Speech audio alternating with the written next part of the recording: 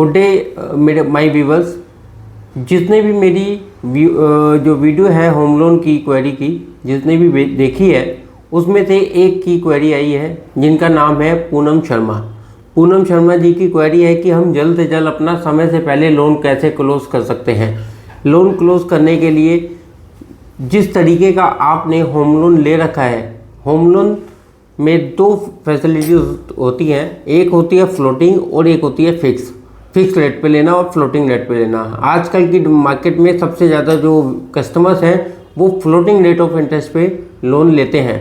अगर आपने floating rate of interest opt किया हुआ है तो उसमें क्या होता है कि आप पार्ट पेमेंट हर 6 महीने के बाद आराम से कर सकते हैं और उसमें अपना लोन जो उसमें लोन टेन्योर आप घटाकर अपनी ईएमआई उतनी ही रखें जितनी ईएमआई अभी आप करंट में दे रहे हैं, तभी आपका लोन जल्द से जल्द क्लोज हो जाएगा। फ्लोटिंग रेट पर कभी भी पार्ट पेमेंट और प्री पेमेंट की पेनल्टी ज़ीरो होती है।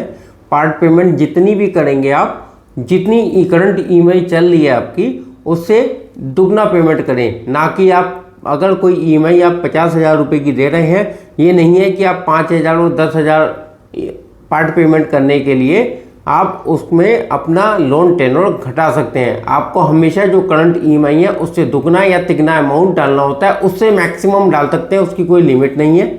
लेकिन आप ये नहीं है कि आप 50,000 की ईएमआई दे रहे हो और 5 या 10,000 रुपये का आप पार्ट पेमेंट कर रहे हैं तो उससे कोई इफेक्ट नहीं आएगा।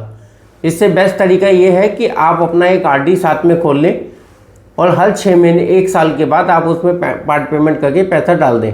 एक आरडी खोलकर जितना भी अमाउंट 1 साल में आता है आपके पास सेविंग हो जाती है, उस सेविंग से अपना पार्ट पेमेंट होम लोन में करें और अपना लोन टेन्योर घटाएं, जिससे कि आपका जल्द से जल्द लोन क्लोज हो जाए। जितना कम लोन टेन्योर होगा उतनी ही आपका इंटरेस्ट जो पार्ट है ईएमआई के अंदर वो बहुत नॉमिनल जाने लगेगा और प्रिंसिपल ज़्यादा जाने लगेगा।